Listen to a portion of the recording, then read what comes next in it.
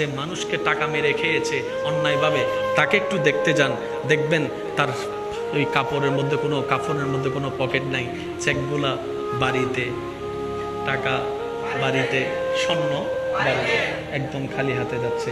ওই জিনিসটা দেখা মানে একটা বড় শিক্ষা। সেটা কি, এত বড় পাওয়ারফুল মানুষও আজকে যেই খাটে, জমি দখলকারী যেই খাটে, টাকা লুণ্ঠনকারী যেই খাটে, একটা গরিবও আজকে সেই খাটে, সেই খাটে।